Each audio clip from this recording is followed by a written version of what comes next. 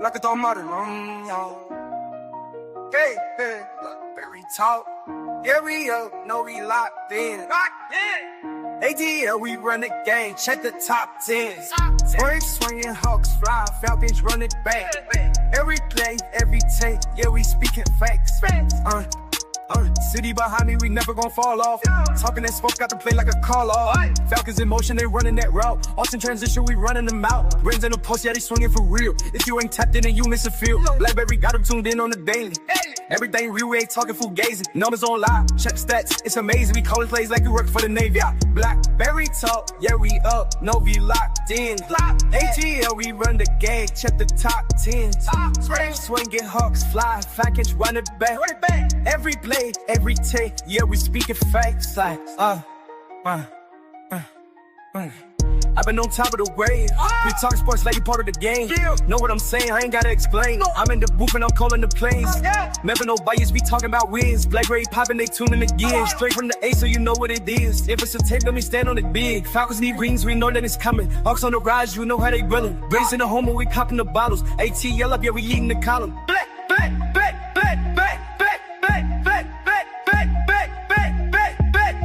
Blackberry talk, yeah, we up, yo, we locked in.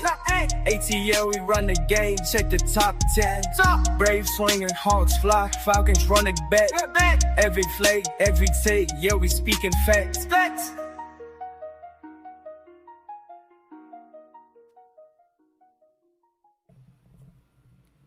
Hey, man, we got a good show for you. We got a good show for you coming up, baby. Hey, y'all stay tuned. I got Big Wheel in the house. We might have some more guests coming through. Let's go ahead and get it kick started for the week on Prime Time with Let's Be Clear, baby. Y'all get ready to show up for your boy. Hey. Say. Let's be clear. Shoo! I had to die or die when you drive will make you need it all. Don't get out the life, the shedding on your wood. For 12 sticks of your farms, like that eat on my void. Better more terror, big clear till you back for. You been eating off in thoughts, I've been living off what you saw. When the court favors, you pack now and laters. That's exceptionally flawed, let's be clear.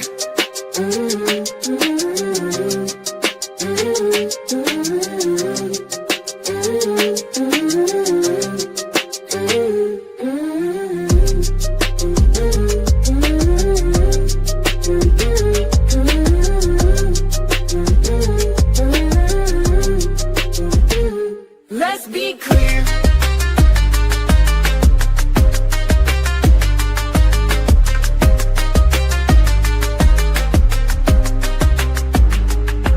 If you make it taste funny, you laugh into the bay.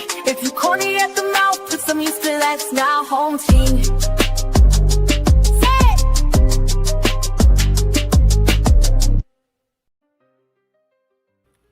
Y'all heard what my bitch said. You heard what my bitch said. If you corner at the mouth, put some use to that snout. Home team. Yes, sir, Bob. Appreciate y'all for coming through on a Monday evening. We don't usually do this on Mondays, but guess what? It's something in the air. I think it's football season, motherfucker. So it's time to crank this shit up a notch, a couple notches. Because y'all know how your boy Blackberry get around football season. I start smelling autumn in the air, and all I can smell is the gridiron along with it. And the frost from having to get out there in them late December games. When you got to get out there in that cold icicle field, and you got to go out there and grind on that gridiron. I'm smelling everything. I smell everything that's football in the air. Everything that's football, I'm smelling it. I'm smelling the musk from walking in a locker room and having to smell the musk of the damn locker room. I'm smelling it all. The pigskin, the tube socks. I'm smelling the cleats. I'm smelling the sheen from when they shine the damn helmets and shit in the damn locker room. Hey man, it's football season. So y'all know we gonna crank it up a notch over here with the home team with Blackberry. And hey, something that we typically do from time to time on Let's Be Clear, because since it's a migrating show, we do this show whenever the fuck we feel like it. And tonight we felt like doing it prime time on a Monday night. Yes, even while wrestling is on, because I can always go back and watch wrestling. But I got a special treat for you all, because we going to do back-to-back days where we do something we like to call dropping the motherfucking link. Ooh. We going to drop that link tonight. And yes, I am fully aware. No, you ain't dropping that link, is you? Ooh, we dropping that link because Oh shit! I don't want to wait till tomorrow to give the fans the opportunity to speak their mind on this starters playing in the preseason games and trade rumors and players getting cut and who gonna make the team over who at what position. Hey, I ain't gonna wait till tomorrow for y'all to get a chance to talk about it. I'm gonna let you talk about it tonight. But we ain't gonna do this how we do fans speak. Y'all ain't gonna get all goddamn night. So you got to hang around for when I drop the link. I'm gonna probably drop the link after some time into the show. I ain't gonna tell you exactly when. Just stick around for that link to drop. But what I will do is holler at the loyal compadres and compadres of the channel.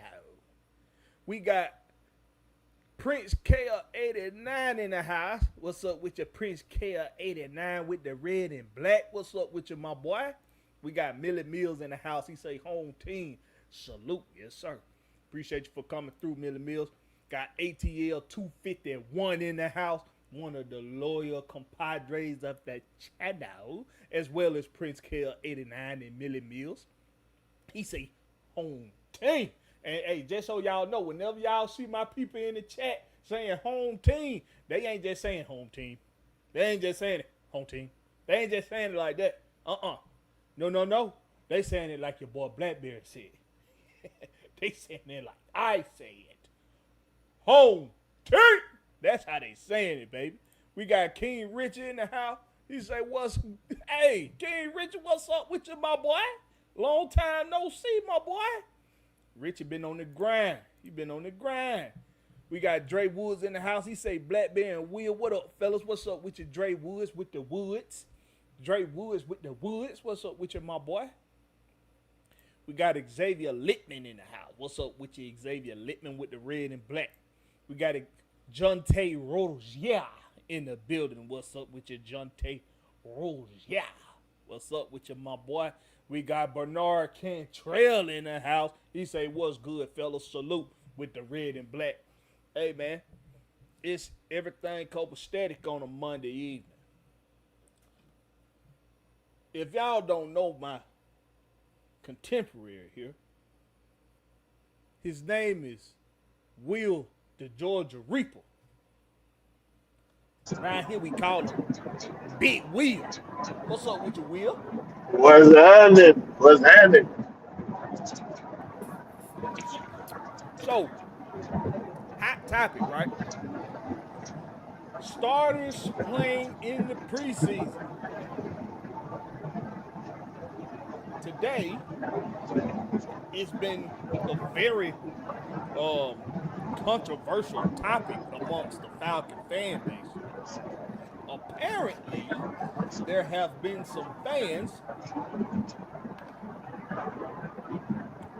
that are all been out of shape about the starters not playing in the preseason. And specific starters too, right, Will? Because some starters did play in the preseason. Mostly on the defensive side, yeah. Right.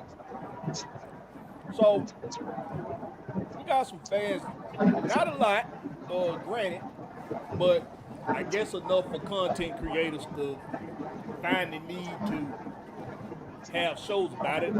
Oh, it been the news. People been talking about the starters too. Oh yeah, it been. So that's why it's a hot topic then, because you getting it from a bigger platform. So I've expressed this all season. What's up with you, Christy? There go one of the lady birds. Christy, Lady Bird, What's going on with you, Mississippi?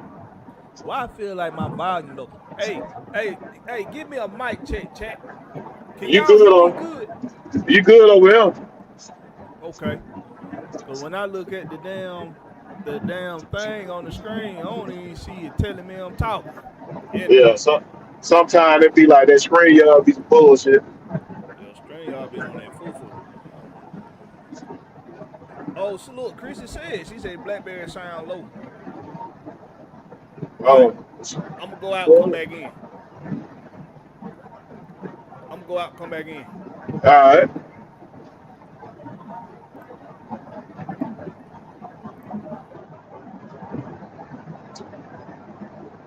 What's happening? What's happening?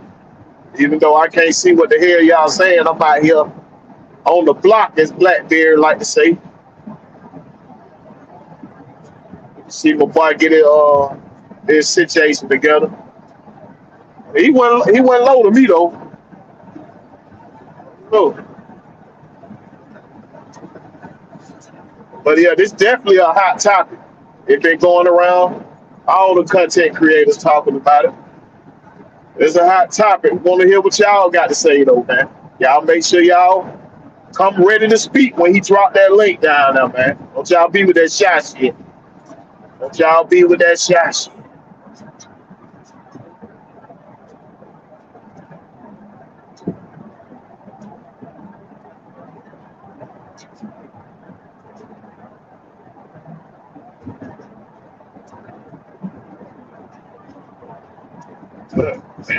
Damn, boy.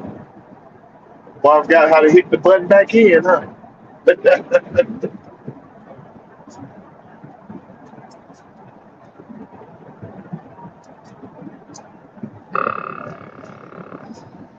Yeah, man. I ain't gonna incriminate myself out here, but I can't see what y'all reading, what y'all saying. You know what I mean? Jonte Rozier in the building. What's happening?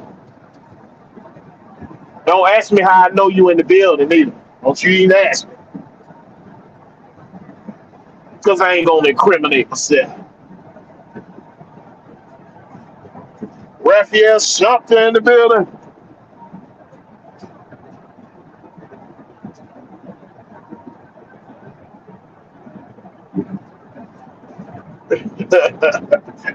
Christian, what you talking about, Christian?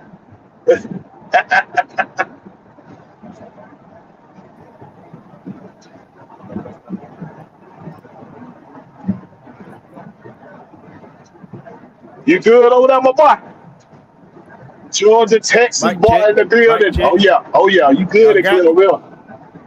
Hey, red and black in the chat, y'all hear my boy. 330, what's happening? Mic check. You got me? Yeah, I've been had to. Do the chat here, you good. Chat. Hey, chat. Is that better? Is that better, chat? Oh yeah, they say they got you good now. They got you good. All right, bet. Anyway, back to the topic at hand. So the the Falcon fan base is I guess we got to say in general is Falcon fans that's not happy that starters aren't playing in the preseason. It's pros and cons to all this shit, y'all.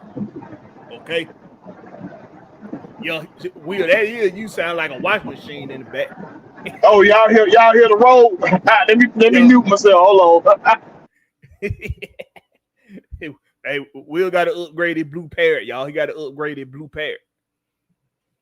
Hey, but it's pros and cons to this shit. Starters playing in the preseason, starters not playing in the preseason. Of course, the biggest pro to them not playing in the preseason is, of course, you don't risk them getting hurt before the season starts. Now, me being a salesman, I always go back to objections and rebuttals. The objection is we don't want starters playing in the preseason because we don't want to risk them getting hurt. That's the objection, right? The rebuttal to that would be, but they can still get hurt when the season starts because they didn't get some of that PT in real game time, in real game speed situations.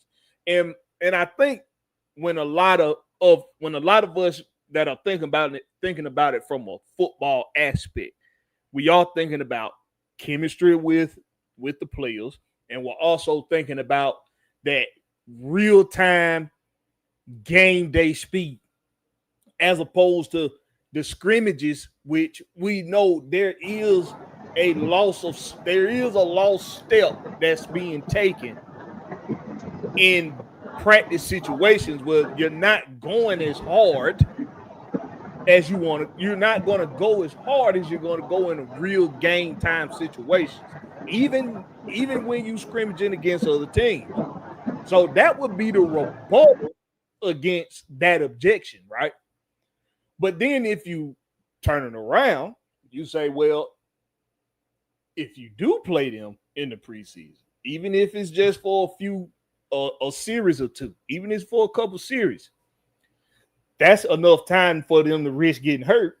And now you don't have them when the season starts. And I get that too. And the rebuttal to that would be, well, isn't it better for them to get hurt early and you figure out something early rather than having to figure something out on the go during the season?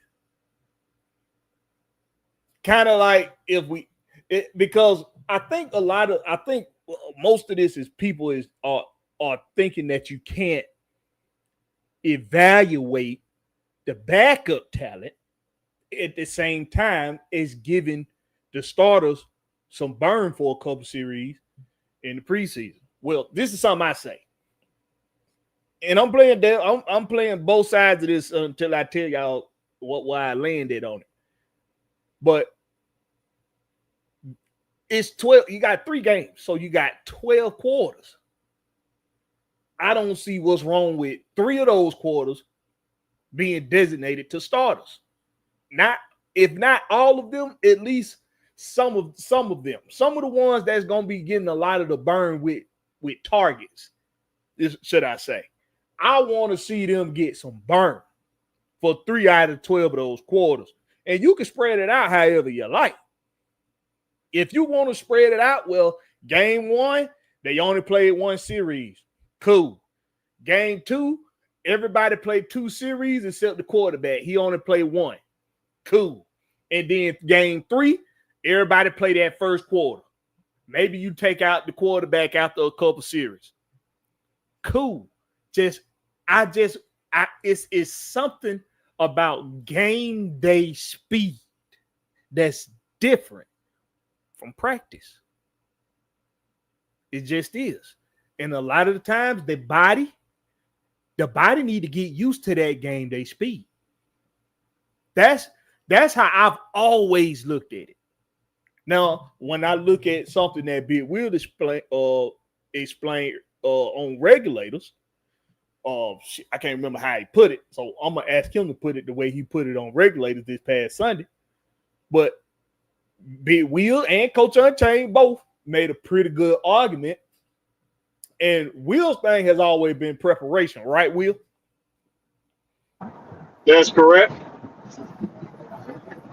So kind of go into depth into that because me and you done always kind of felt the same way about starters playing in the preseason, but give them some depth on how being prepared outside of playing in the preseason could work in this favor with the Falcons. Well, y'all done heard me say on multiple shows that I'm a big proponent of playing starters in the preseason. But what I'm more of a proponent of is being prepared. Now, if you got your guys prepared, which Raheem has been doing, throwing more scrimmages in practice and with the joint practices and everything, whatever, everybody's hitting and whatnot. They just not hitting the quarterback. One man in this state who's been doing this for years is named Kirby Smart. He always throw multiple scrimmages during the off season to get his players prepared and get them to build that camaraderie,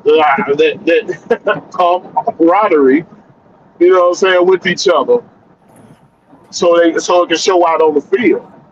But what's the normal amount of scrimmages a team does in training? That's the thing. Ain't no amount. It's whatever you schedule, however you schedule. Ain't no amount.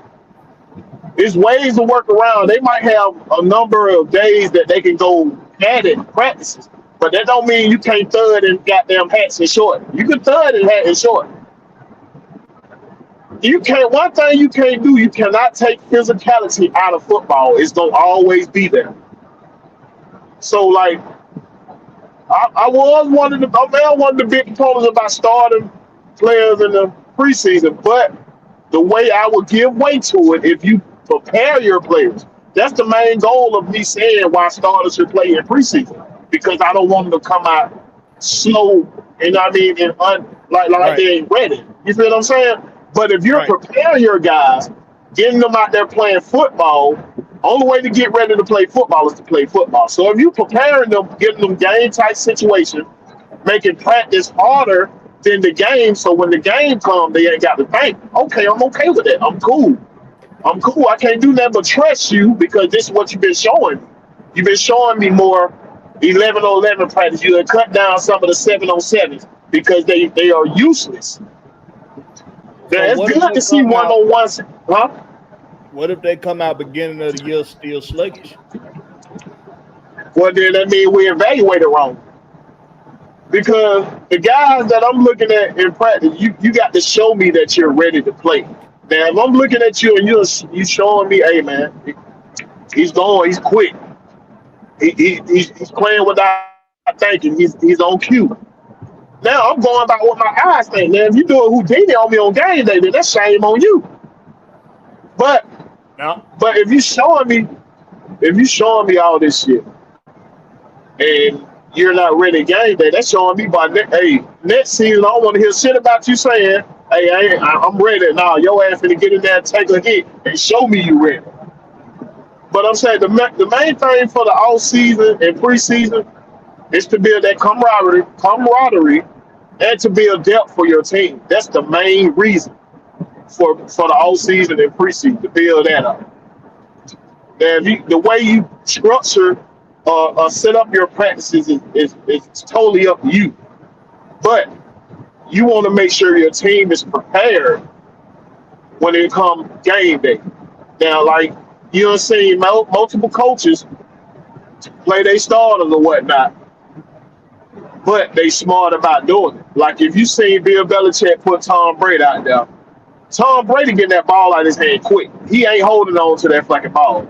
He get it out quick or he got there dumping it off. He doing the dump out to the running back. He ain't holding on to that ball. It's about building that.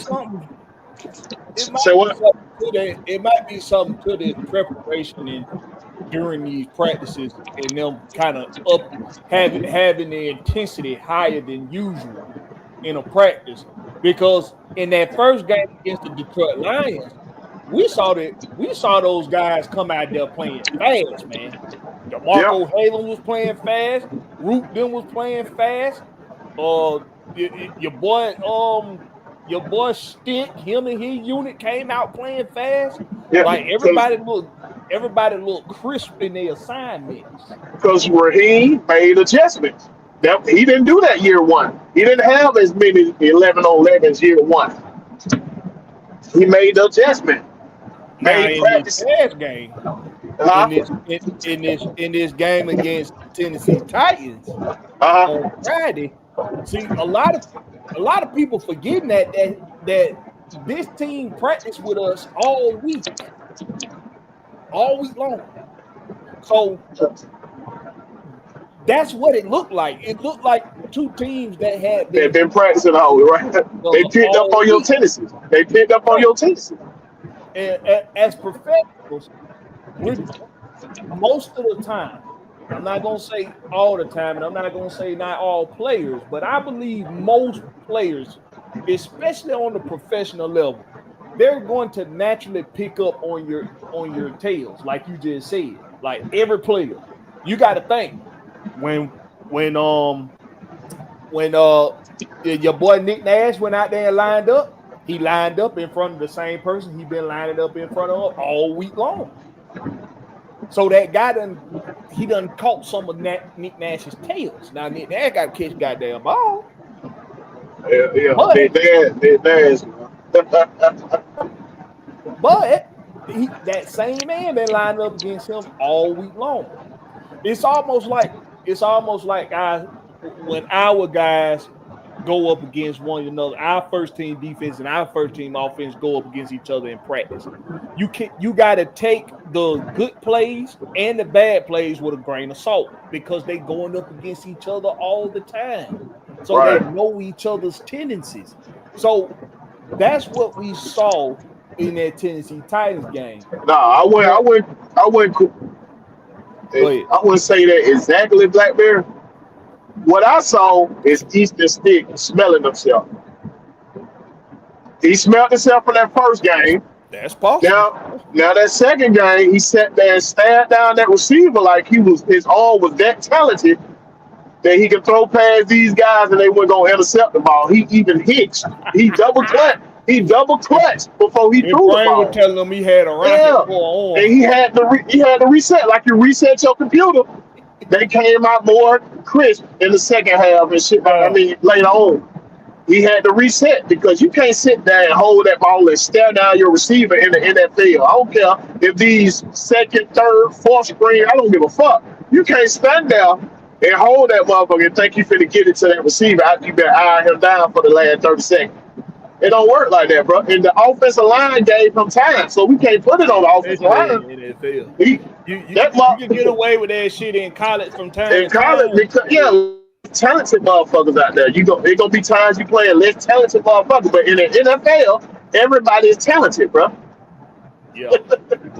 Everybody know better. Yeah.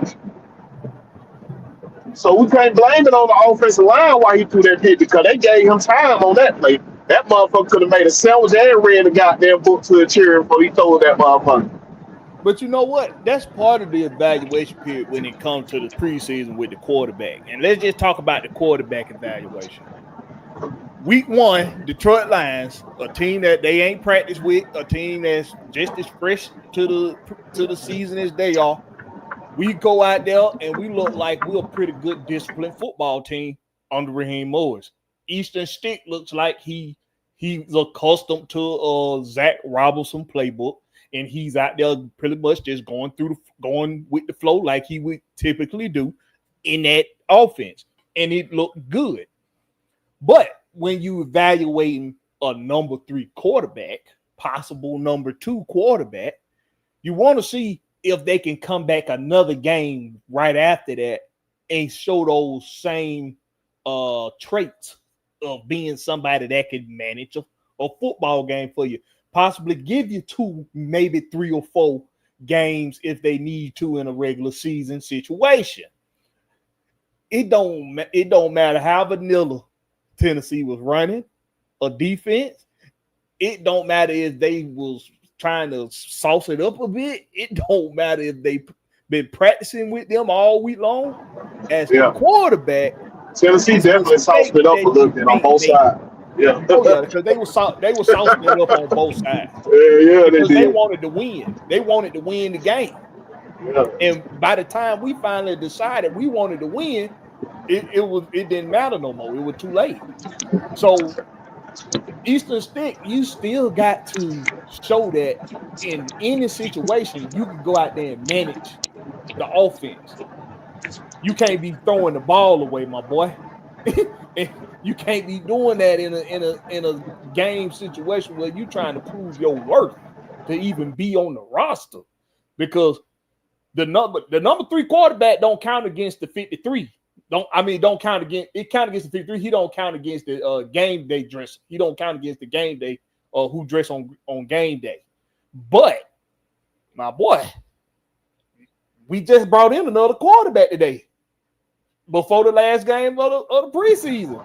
I'm saying they just get some reps out, not to wear that nigga down. Do you think they would have did that if he would have played? If he would have played better, if he would have played well, you think they still would have brought in a quarterback? Yeah, because the Emory Jones ain't gonna be able to play here in concussion protocol. Right. So yeah, they need that just to get through practice. They need that 4th quarterback just to get through practice and shit. So yeah, we talked about that. We talked about that on Regulators, how you still got to get a good look at these other guys, and you can't really do that if you ain't got a suitable quarterback to do so with. And when we talk about suitable, we ain't talking about somebody that can goddamn go out there and be all world, but somebody that knows how to play the quarterback position. If Eastern Stick going out there and playing the whole goddamn game, but you can't really evaluate everybody else because he out there funking up the goddamn field, you got to get a good look of these other guys. So you need somebody going to put the ball in the right place, somebody going to not try to do too much like Eastern Stick looked like he was trying to do at times in the Tennessee game. It's all about getting a good look at all these other players, and the best way to do that, you got to have a suitable quarterback in there that's going to do that, even if it's just for that one game. So, and who was that, by the way, that they had? That was who was that they had? Guy, let me go look. I can't even look it up for you. I had put it in the chat too. I can't even look it up. I'm looking right now. All right, that was Ben DiNucci. Oh yeah, the quarterback from Denver. He played in Denver. Yeah. He was drafted. Yeah, he played. No, he was drafted by Dallas. Yeah, I think last place he played was Denver. The news has been practice squad, Staples, spending time with four. Yup, you've been with 4 different teams. He was most recently with the New Orleans Swamp Skanks. He with the Skanks? Yeah, earlier this year. He was there earlier this offseason. They cut bait with him. So yeah, he definitely a practice body. He'll practice body. There's somebody that just told to come in, hey, come on, get you some tape. Get you some tape on. If Emory Jones ain't gonna be good to go, and he fuck around and be the practice squad guy, then hey, I'm all for a man getting him an NFL check just to be able to goddamn kick it and chill, just to go. Hey, he go to work, or he go to work a few days out the week. Rest of the week, he can goddamn figure out where he gonna barbecue on the weekend. He gonna figure out where he gonna take the kids to go some water park and some shit like that. Let me come up there. I'll come quarterback for you for a little bit. Give me a couple shit. Yeah, I told that motherfucker. I'm trying to tell you, okay? But yeah. So that's DiNucci. I hope I'm saying the damn name right. That's DiNucci. Well, let's check out some folk that done came through, man. Georgia, Texas, boy. He done popped up one of the loyal compadres up that chat now. We got 3 Duddy in the house, one of the OGs in the game. What's up with your 3 Duddy? Who else done popped up on us? I seen King Treyway. He popped up in the building. Let's see what y'all talking about. 330 said Commanders and Cincinnati playing starters as we speak. Oh, they on right now, huh? Playing starters. But see. Oh, I forgot they play tonight. Damn. You have, and like I said, I'm gonna let y'all know why I land on that in after a while. And we're gonna get ready to drop this link to him. And about give me about another 5, 6, 7 minutes. We're gonna drop that link for y'all. And before we drop the link, I'm gonna tell y'all why I land on it. But it's the difference of opinion on playing starters in preseason at this given moment. I would be remiss if I didn't say it's a lot of moonwalking motherfuckers that's on the side of not playing the starters in the preseason. It's a lot of motherfuckers that was all for playing starters in the preseason to let them get some burn, let them get used to the game day speed. But now all of a goddamn sudden, they want to goddamn tell the fan base that that they smoking some kind of damn drug or taking some kind of drug for wanting starters to play in the damn preseason. The Cincinnati Bengals, as 330 said, and I ain't watching the game, but I'm gonna take 330 word for it. Cincinnati and Washington are playing starters tonight. Now, I don't know what that consists of. That could be, I don't know what side of the ball. I don't know what positions. But the pros and the cons for both sides are pretty equal. Because just as easily as you can make an argument for why they shouldn't play, you can actually use that same reason for why they should. Well, we don't want them to get hurt. We don't want to risk them getting hurt. Well, you don't want to risk them getting hurt when the season starts because they ain't got used to the game day speed and their bodies break down on them in some form or fashion. It happened to Jamal Anderson twice, everybody. 2 times. Non-contact injuries. Happened to him twice. Okay? It's a big part. It's a big part of the game, getting used to that game day speed. And listen, okay, granted, your boy Blackberry, I ain't a coach. I ain't never coached before. I'm about to work on getting into some coaching. I'm about to do that as soon as I can make time for it. But I ain't a coach, okay? So from a coaching perspective, I cannot say that my 2 cents means a whole lot. But I can tell you from a player's perspective, I can tell you for sure that practice speed, scrimmage speed is not game day speed. And when we talk about speed, it ain't that the game day speed is faster than a scrimmage speed. We ain't talking about speeds of like how fast you're going. That ain't what we're talking about. We're talking about situational moments where your thinking has to be at a certain speed, and how much thinking you're going to be doing, and how it's going to affect your body. See what I'm saying? But another thing you can hit them with is like preseason speed is not going to be regular season speed. Just like regular season speed is not playoff speed. It's levels to this shit. It's all a mind game. You got to get your mind together. But the most important part of why it's important for getting like game time reps is to learn how to hit the ground. That's the most important part. You got to know what it feels like to meet the ground. That's the only thing that's consistent. That's the only thing that's consistent with every level. I don't care what level you're playing, preseason, regular season, playoff. You got to get conditioned to hit the fucking ground. The ground don't give nobody no favors. The ground do not give shit. It don't give a fuck who you is.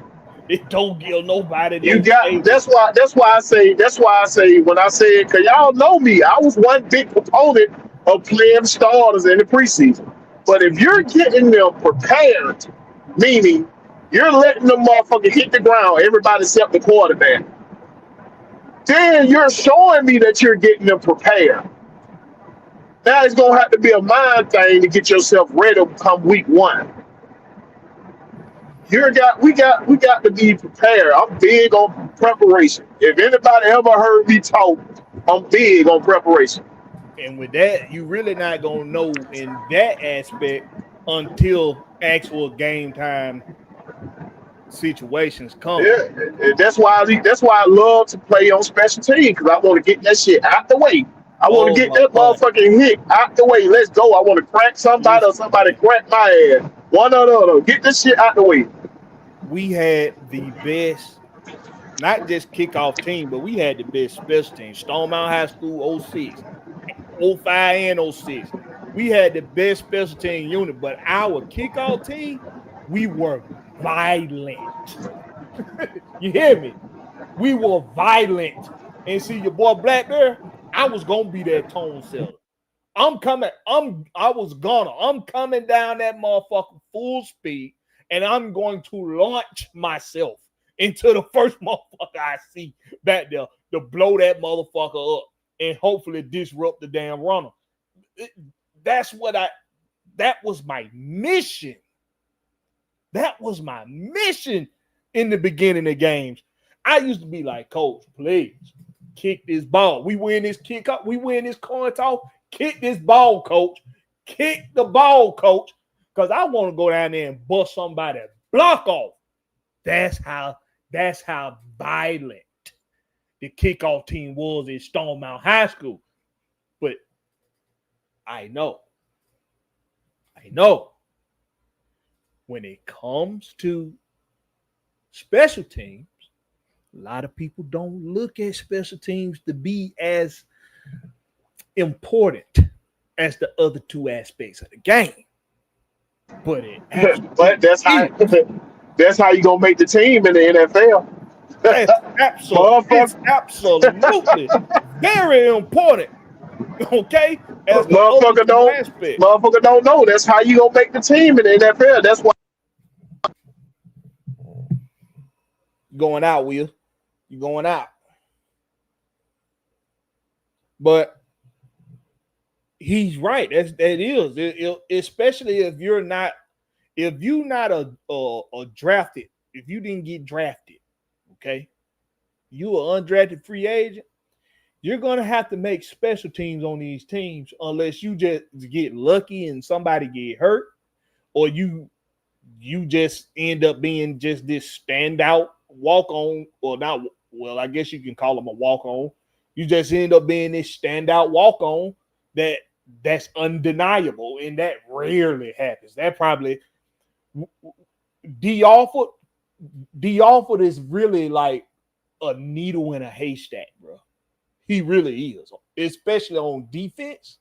At the nickel position, that's a needle in a haystack, a guy that's going to come in and make the team like that, that's undrafted, coming from a whole nother league too. But I digress. Special teams is just as important. I want everybody to think about the past Baltimore Ravens teams. Everybody look at the defense all the time.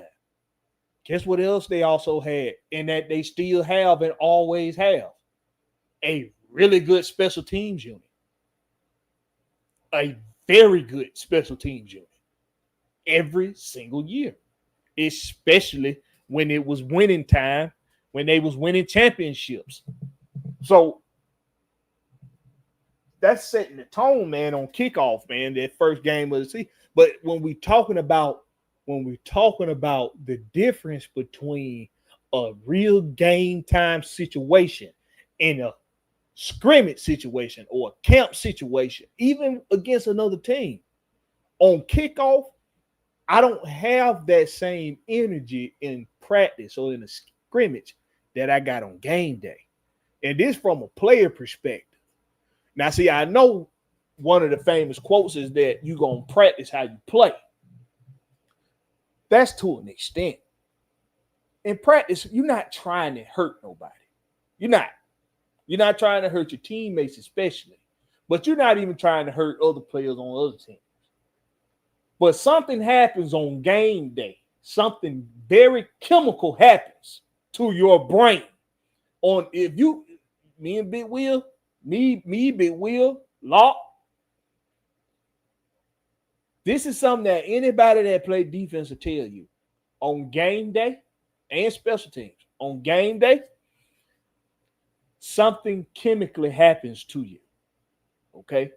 When you put on that uniform and you get out there on that field, it's a chemical off balance. That's why I always say you got to be thrown the fuck off to play linebacker, especially.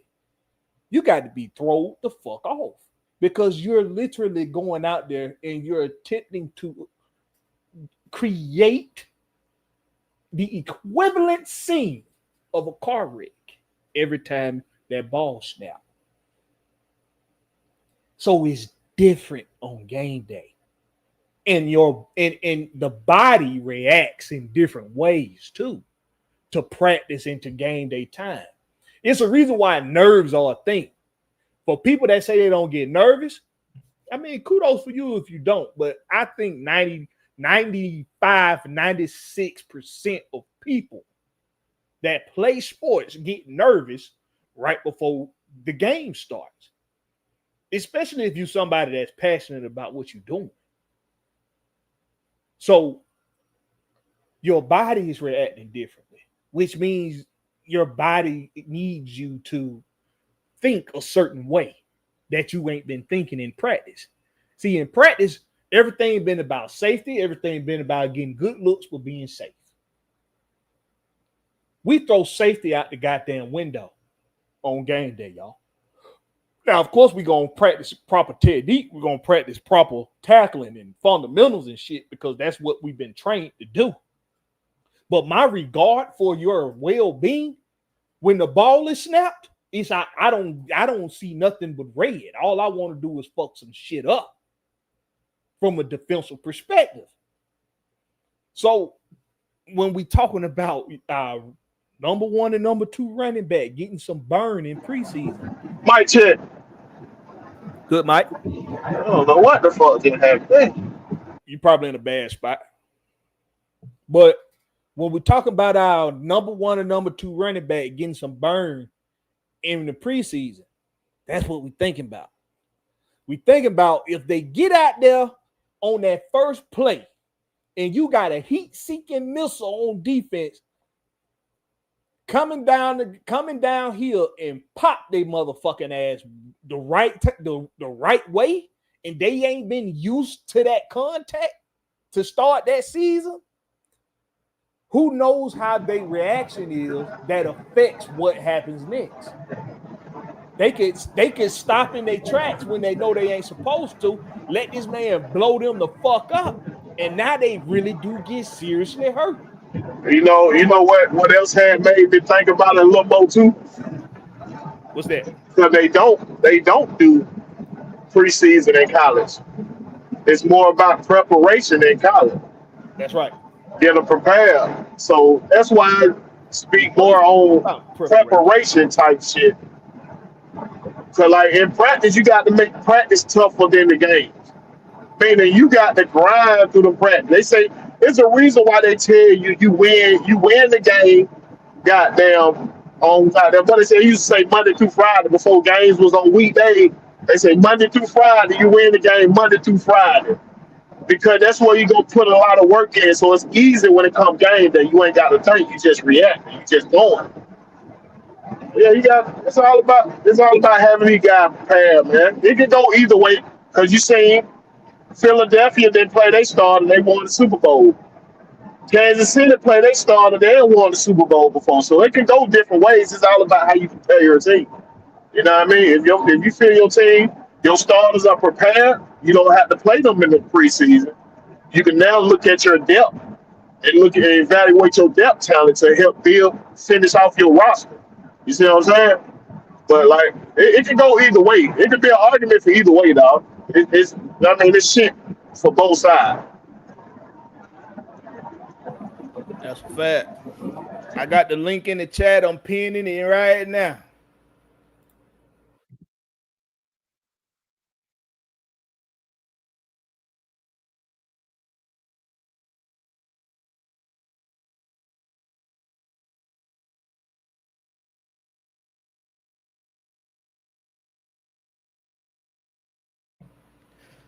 All right, I got the link pinned in the chat. You want to come through, talk shit, give your 2 cents? But let's be real while we want to see the starter. We want to see that little motherfucker throwing out there so we be happy out there. We know why we want to see the starter. And you know what? I think that's most of the fans that's disgruntled. They want some validation. Yeah, we so happy that football is back. We want to see. We just want to be teased. It's just like, no, I ain't gonna go there. But yeah, we just want to be we just want to be teased a little bit, man. Real, he about to get real after dark on that one, boy. I ain't gonna do it. After dark on that one. That's what it is, man. I think most of the fans want validation. That Michael Penix keep getting he keep getting hyped up. I was watching something on YouTube earlier today, and the dude that be with Colin Cowherd, I guess he's the little Polynesian dude. I think of his name, but he was interviewing a beat reporter for ESPN, or no, not for ESPN, for Fox, for FS1, for Fox Sports, and the reporter said that he was at Falcons camp earlier this week, and he said anywhere else he goes when it comes to their quarterback, everybody's going to give you some breaks. They're going to give some breaks on the quarterback. Like they're going to praise him, but they also going to pump the brakes and give you, but we aware of this and we aware of that, and we got to get better with this, better with that. Blase. He said, well, when he came to Flowery Branch, he was like, everybody just got nothing but good shit to say about Michael Penix Jr. There's nothing anybody's saying what they're saying. Michael Penix Jr. needs to be able to do this well. He needs to be. Well, you know, I already told you I think he need to work on intermediate routes. He got to get better at intermediate routes. He's flawless on the deep ball. We know he can throw that. It's the one close to him. We got to make sure he know how to put touch on. Those type are the ones where he got to work on. The same shit Vic had to work on. Not throwing them bullet ass passes, but be able to touch in them intermediate routes and shit like that. Yeah. That's what he got to work on. And I'm hoping that's what they got him working on in camp. You know what I'm saying? But you said the right thing though. It's validation. We want validation. We want to be like, hey, either way, whatever side of the camp you on, hey, I told you that motherfucker went red, or hey, I told you that motherfucker beast. We just want validation. That's the thing. Especially when ain't nobody saying he need nothing he got to work on. Yeah. Daddy, what's up with your 3, Daddy? One of the OGs in the game. What's going on? What's happening? What's up? Hey man, you took me back to my little football days. Special teams was my thing, bruh. That was my shit. The coach couldn't tell me you're not playing special. No, I want to be out there. I want to goddamn knock something or somebody knock my ass. Whichever one to go. Just get that thing ready. Get the crap. Let me know it's football time. I was a little smaller. You know, back in the 70s, you know, size mattered. You know, nowadays the smaller guys get the same chance. But back then in the 70s, if you was a smaller guy, you had to be quick, shifty, and you probably would get a lot of kickoff return and punt return duties. And even when I was in the Marine Corps active, I made all Marines on special teams, kickoff return and punt return. So yeah, you took me back to some good days, bro. With that conversation. And I'm like, hey, I can get it. I can get you fired. Hold on. I ain't gonna let 330. I ain't gonna let 330 get away with that. I can be that damn hot man in that locker room for sure. Give me a I ain't gonna let him get away with that small talk, because I seen some small motherfucker flip big niggas out there on the football field. It's the thing. If you were small, you just had to be a dog. That's the thing. If you was a small I'm talking about guy, the opportunity. The opportunities back in the 70s was different for smaller guys. Look at the NFL. How many small Well, yeah, guys that's been through life. You're right. That's been through life. versus now? You had to work harder as a small guy. Yes, because Yeah, they belittle you. They belittle you yeah, because you're yeah, small. Yeah, you're right about that. You just have to be a dog. If you small, you have to be a dog. yeah. That's true. But I'm just saying, I'm not saying that that part of the game has changed. But I'm just saying about the opportunities. Back then, man, coaches really looked at size first, and they had typical sizes that they had, for expectations of each position. But nowadays, man, that's why they doing they looking at your 40 times and all of that good stuff, man. As part of their evaluation more so than they did back then, back in the 70s. So what's your stance on with them playing in the preseason? What's your stance on these starters playing in the preseason? Well, or not playing in the preseason? I think that the schedule should dictate if how you plan, how you allowing your players to play. I think that by us, the way our schedule is, I'm gonna have to agree with you, Blackberry. And both of y'all was talking about putting the guys in. I think the starters should have played, man, because if we start slow with Tampa Bay, you know how that gonna go. You already know. Yep.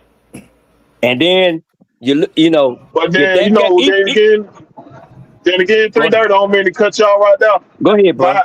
By us starting with a division opponent that we know so well, I can say that's a good thing for us too. We don't have to, you know what I'm saying? You don't have to really over preparate for somebody that you know so well. Because you don't have to get built up for that game because you know it's gonna be a dog fight. You see what I'm saying? Any division game, I don't care what the record is always a fight in the NFC South. I don't care what they fucking record is. It's gonna be a fight. Okay, but what about the next? I want us to play well, but what about the next 3 games we got on the schedule? They go back. They go back to what I was talking about. 3:30 is all about preparation. How do you prepare your guys? Because right.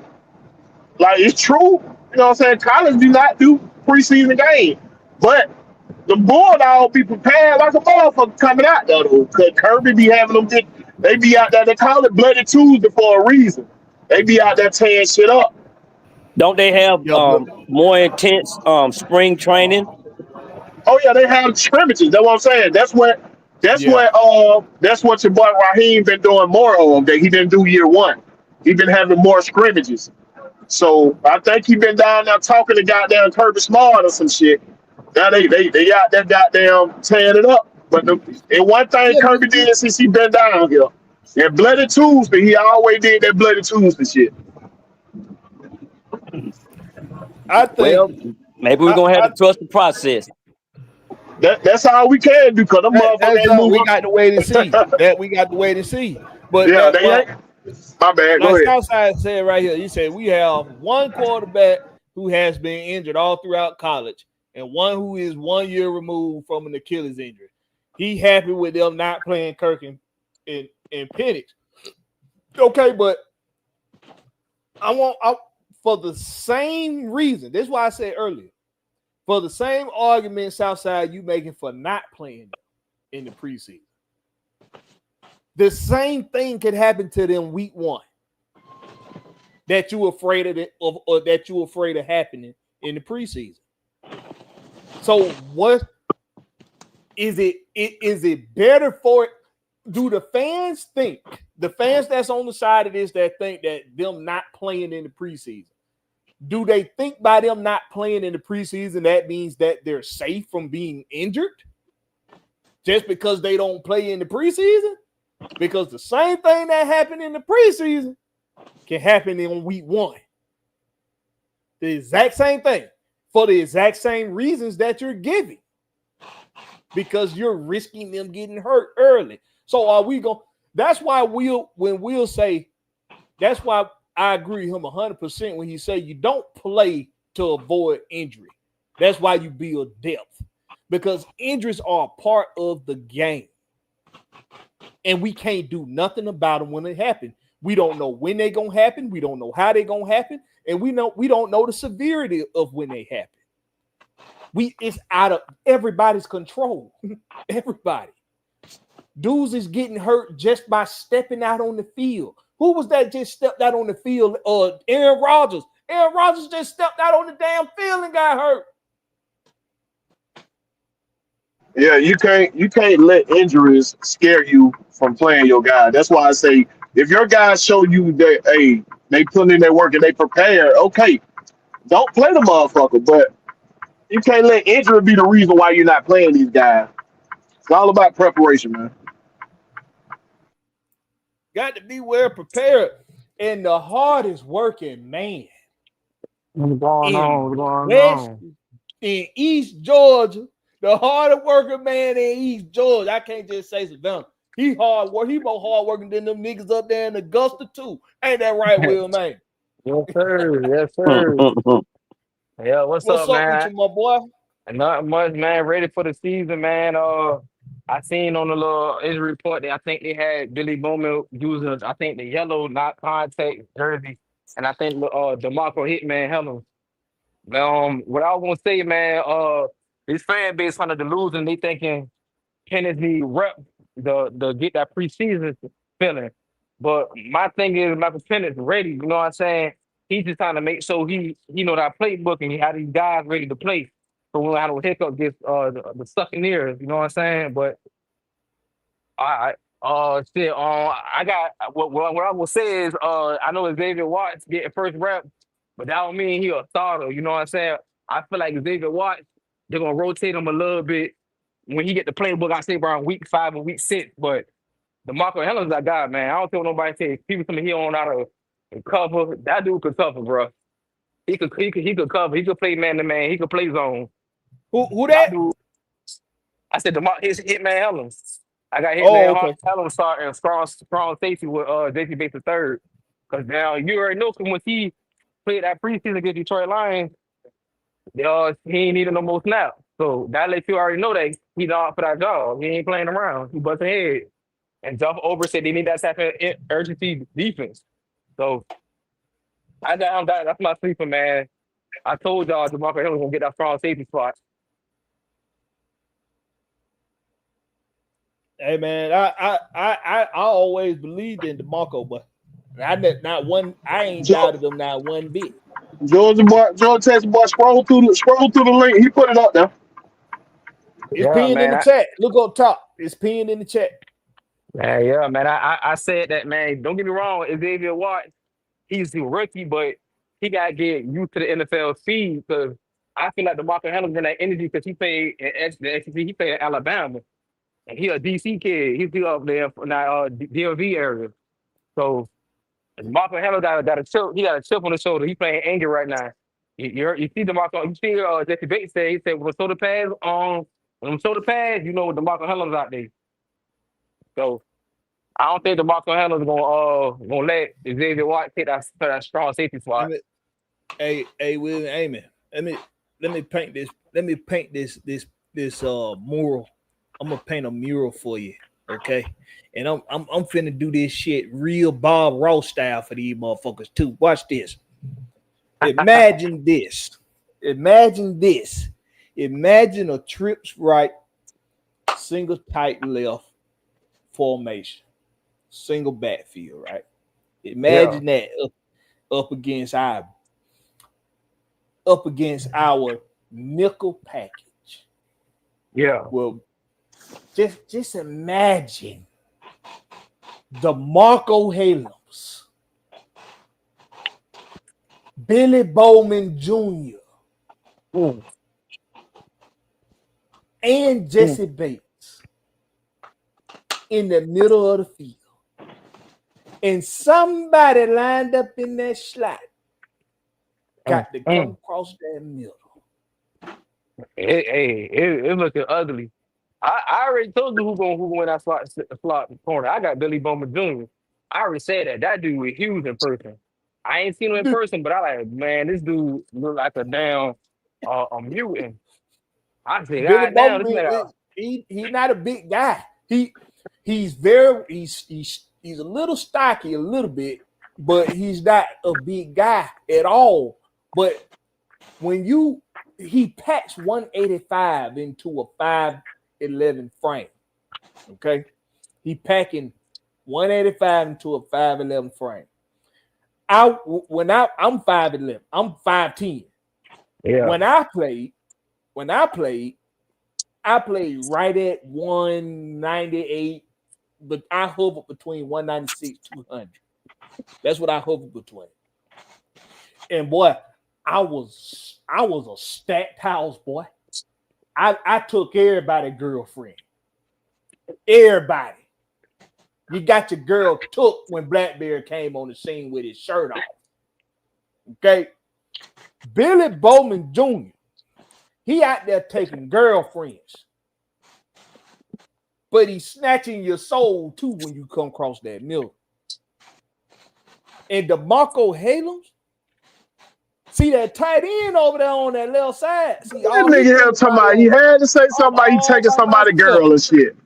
Oh, yeah, this is still your girl. Where you think Trey Songz got the song from? I was talking to Trey Songz when he wrote the damn song.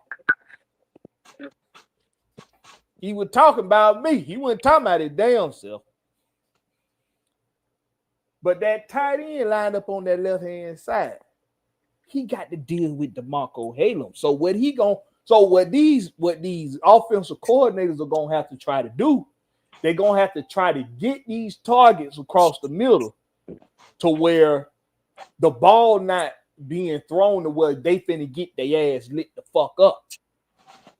But that's what it's gonna be worse. It's gonna be worse to start throwing against the middle because you got Diablo in the middle of the field too. We got one of the. Now I'm gonna give Baker Mayfield and this offense their credit. This one of the best trip single type teams in football. Okay, Baker Mayfield and his offense run trips really well. But that's why I say they do a lot of spread formation.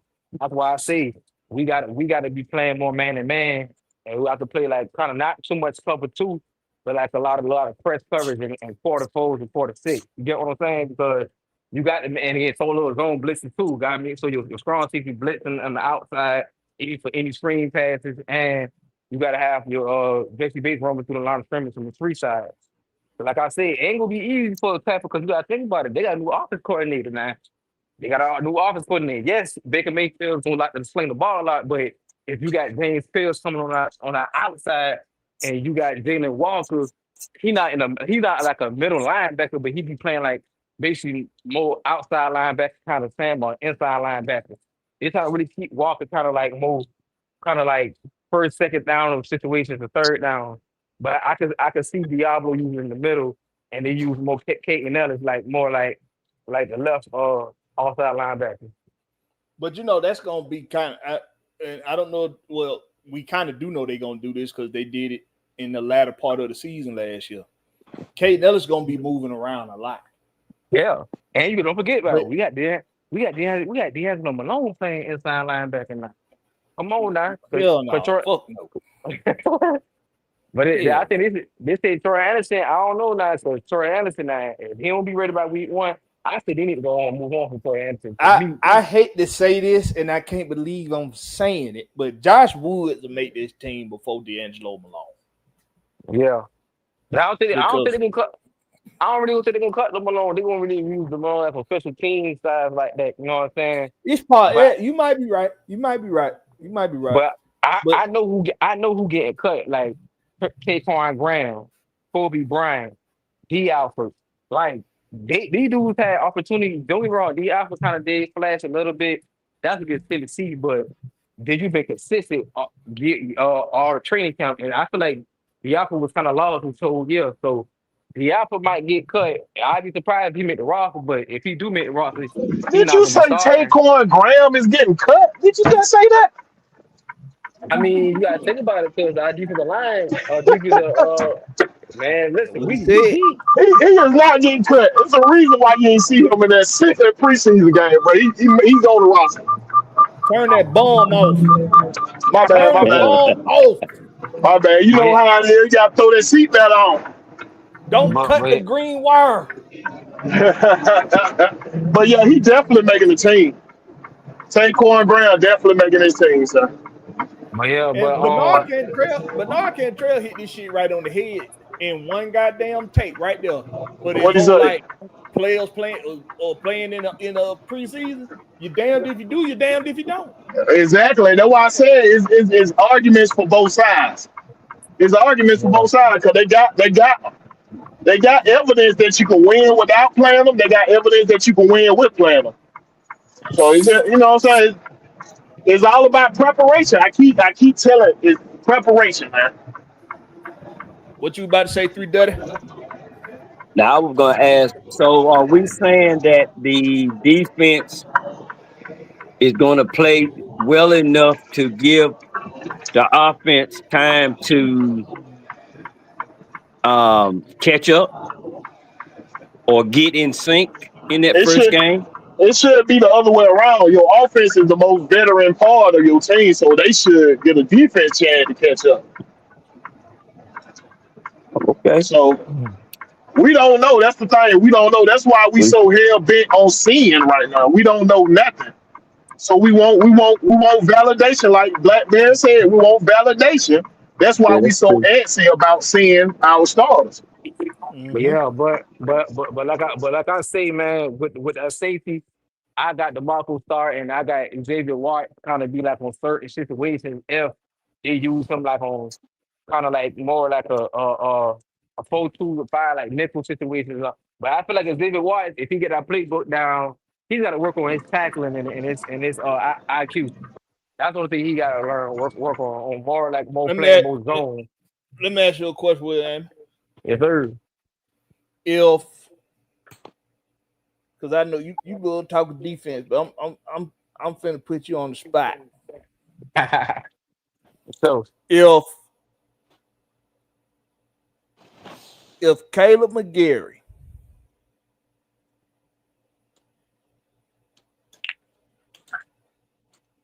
Chris Lindstrom, Ryan Newsom, Matthew Birdrun, and the old vet, that other boy over there, y'all know what I'm talking about, Matthews. Jake Jake Matthews. Matthews. If they come out there and they look like shaman tissue against Tampa Bay's defensive line, who we know ain't to be played with. Mm. If they come out there and look like straight hot ass garbage, what you gonna test it to? Man, if we get our ass beat up front, You- well, if our O-line get embarrassed by Tampa, it's gonna be somebody gonna get their ass fired. We cannot have a social against Tampa. I'm sorry. Hell no. Oh, that's Pink Slip Hell Willie. no. Hell no. But cause think about it though. You gotta think about it. They're falling on that game right here more all the pieces now. Ain't no way we should come out these playing sluggish. We should be running our ball with Dejan Robinson. Halftime, use Tyler Jill, get the ball to Drake London, hit the top over Darnell Mooney, and shit. And now get the ball to Kyle Pitts. Because think about it. Kyle Pitts, they got to move for Kyle Pitts. They got to utilize Kyle Pitts. He's featuring his offense now. They got Zach Robinson got to scheme him. But like I said though, but Zach Robinson, he got to scheme Kyle Pitts more often. Because Kyle Pitts ain't gonna be no blocker. Now, only thing I say, Caleb McGregor better protect Pitt Michael Pitt in the blind spot. Yeah, When I Charlie right Warner there, gonna be doing. He gonna have the shit majority of block. the tight end blocking Yeah. assignment. Because Yeah, I feel like they shouldn't have paid Caleb McGregor. I feel like they should have just waited. Because really be honest, Drake London need that money because you will have to pay Drake London shit right before free agency hit next year. So you know Drake London gonna I want the think money. Drake deal will be done before the bye week. I'm You more think worried. so? I'm more worried about Zach I mean, Robinson than I not the am the bye week. I'm players. sorry, the trade deadline. I mean, the trade deadline. You heard me? What'd you Yeah. say? I'm more worried about Zach Robinson than I am the players. Yeah, I Because feel you I on want to that. see what kind of game plan you come out with knowing your team ain't played the preseason, are you gonna ease them into the game, or are you gonna come out like Huh. rockets blasting on top? What are you doing? Yeah, because you got to have identity. You got to have identity. What's work and what's not, and that's what happened last year when we used Deja Robinson so damn much, running him to the ground. We forgot how to use Tyler Jill, and Tyler Jill get hot around 34 quarter. So I feel like they need to split them carries with Deja Robinson. Deja needs to be like 40 snaps. Tyler Jill need to see at least 32 or 34 snaps. Because you got to hit us out. Like you see how Detroit Lions is, they use David Montgomery well in the run game, pass game, and they use the same thing as for Jamar Gill. You get what I'm saying? You gotta have that identity, you gotta be balanced. Because you got to give team you got to keep defense honest on their toes. You got to keep defense honest. Because you know if they blitzing, I know if y'all blitzing, I got Kyle Pitts gonna give me a seam route, and I got Drake London gonna run me a post if y'all want to blitz. You know what I'm saying? Because Tampa, they like to do a lot of like zone blitzing and just sometimes man to man and just play like more blitzing. But I think this game here, they might kind of force us to stop the run on us early and force us to pass. So with that being said, I feel like they can't none Tampa defense tactics can guard Deja Robinson. The Deja Robinson too loose. He patient in the hole. He walks for the blockers to get set up the block. And I think it's gonna be a tight game, but I just feel like the Falcons gonna win this game at home because I feel like they gotta get this game off the test of Tampa, and we owe Minnesota ass whipping because Lord knows the offense will get his behind, roasting them little double cut, them crossing routes and them post routes. He was getting torched out there, but I can't really say Southside, cut your shit, boy. I can't really say it was just all on the offer. It was really when Jimmy Lake had them boys playing off the line of scrimmage, even though he's not on our defense coordinator side no more. But I think Doug Over's gonna have the team See, kind of playing the thing, plan. the Go ahead. thing is, I don't care about Bijan getting more touches. I'm at heart with that. I know he the starting running back. I'm cool with that. It's about not being predictable. That's what I'm worried about. Don't be Exactly. predictable when you do this shit. Yeah, yeah. I feel you on that. Like all them jet sweeps and shit. I ain't gonna go front. I bet I see on jet sweep this year. To McLeod using the jet sweep or tight end screen. Zach Robinson. Stop all them If being I cute do see it, I playbook. bet not see it again for another 7-8 game. That's what I said. If he came from LA Rams with Sean McVay, you should know how to use. You supposed to have Drake London playing in the slot, playing in the Y, the Z. You know what I'm saying? You got to move Drake London around and use Kyle Pitts too. Because I don't think Tampa could guard Kyle Pitts. See, it ain't Antonio Whitfield. it ain't about what the hell the Rams had. They didn't have the same roster. It's about thinking for yourself. Know your personnel. Yeah, Point blank. Know your and know your personnel, bro. and know your But matchup. know Like what the like defense running too. If the yeah, well, yeah, defense yeah. if the Yeah. defense set up in a wide nine, why in the fuck you running a jet sweep? And they Exactly. lined up in a wide nine with 9 men in the damn box. And I had to get on his Thorne Ryan because Thorne Ryan was like, is that Robinson one of the problems? I said, hold on. I said, when we played against the Commanders, bro. We was like running our ball down the throat with Bijan Robinson. They could not stop Bijan Robinson. Bijan Robinson had the people gassed up and talk like this. We should have kept pounding the ball against the Commanders. You get what I'm saying? But I feel like this year here, bro, we're at least 11-6 or 12-5 team Oh because yeah. Side this team side this note. team too silent. Side note. The Commanders are not playing Jaden Daniels. He's not playing. Exactly. He, Because you gotta think about it. he Why started the why game. No, he didn't. but He didn't touch he didn't touch a snap. All right. oh, I see just what I I'm just saying? looked at it. I just looked at it. But He see didn't this touch a this is snap. see this the thing with his fan base. They get mad that we not Nutty was starting watching out. the game, though, Will. He No, was watching the game. I just watched it and I looked at the depth chart. He didn't touch a snap, bro. I could have swore I saw him. He probably what you probably did. You probably saw him dressed up because like we said. I seen another team do that too. Dress him up like he took. We had a couple Falcons starters did that shit one time, but they didn't start. They were just dressed up. But I got a question though, y'all boys. Though, Fredo, who y'all think who's starting that nickel in our strong safety spot outside of the inside linebacker and the defensive line? I know who's gonna start on defensive line. Who y'all think who gonna be playing strong safety and nickel? Go ahead, Will. Shit, Will ain't ready. I think. Hold on, I'm getting at the Atlanta Bird game. They the TD they stole. Both of their TD was on the run game. James Daniels did not throw a TD, bro. Both of their TD was on the run game. No, I ain't talking about that. No, I was asking who you think will start No, that strong I will safety answer. I will answer in the or the Jaden corner. Daniel. Hold on. Jaden Daniel stole the goddamn touchdown. You right. So I'm fucked up on that. He did. He ran the touchdown. He just didn't throw the ball. He ran the touchdown today. You right about that. My bad. I was watching it. I was just wondering. My bad.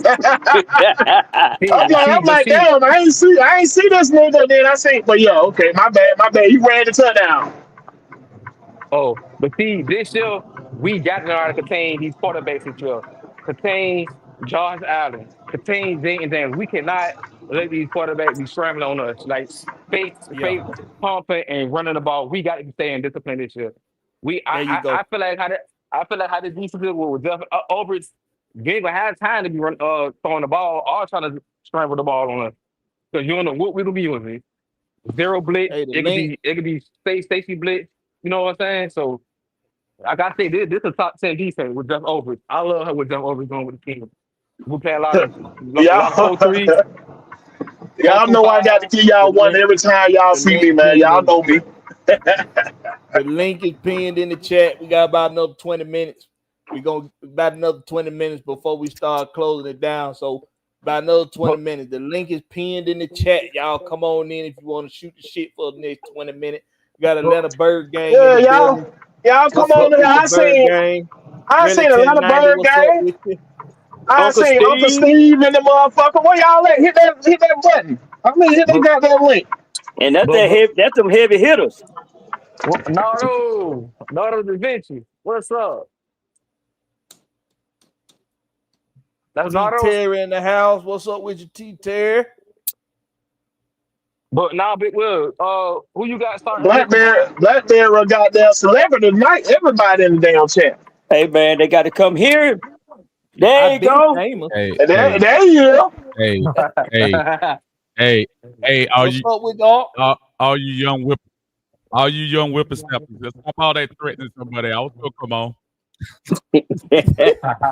I, That was dirty with talking about pulling out damn shanks and shit. I wasn't talking about doing all that.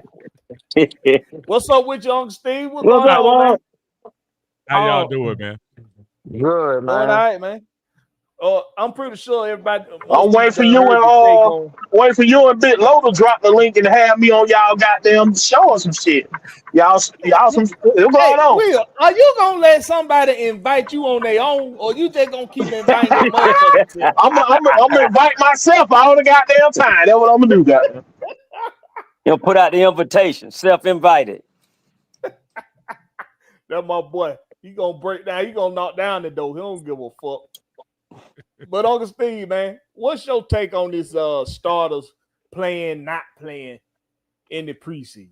Well, I wanted to talk about that too, man. And first of all, Blackberry and Will, man, y'all content is really good, man, and I appreciate y'all adding some more clarity to the content creator space, man. Y'all got y'all thing going on, and appreciate you, Will, out there on Appreciate the you. road for us, doing your Yeah. thing. Appreciate I change day to day, Blackberry. I change day to day. There's one Steve that wakes up and says, "Man, I saw what happened with Desmond Riddle. We let that man play one drive, and we got one drive's worth of talent in 2023 when we ran him out there." Then I also see the other side where I say, y'all were talking about Zach Robinson and the predictability a little earlier, and I say to yourself, well, you know what? Maybe they don't want to show their hand at the beginning. Maybe they don't want to show. I know everybody's usually vanilla during preseason, but maybe they don't want to show their hand too much and show what kind of stuff Michael Penix might do. And it really is day to day with me. Mhm. If you ask me right now, to this point, If you haven't played him in the first 2 games, I don't want to put him in the third game because you got all these young guys trying to make the team, and somebody might go around that corner and from Dallas trying to get on the squad and might hit Mike in the wrong place and stuff. You can't be scared of injuries. I hear y'all on that. I heard somebody allude to that a few minutes ago.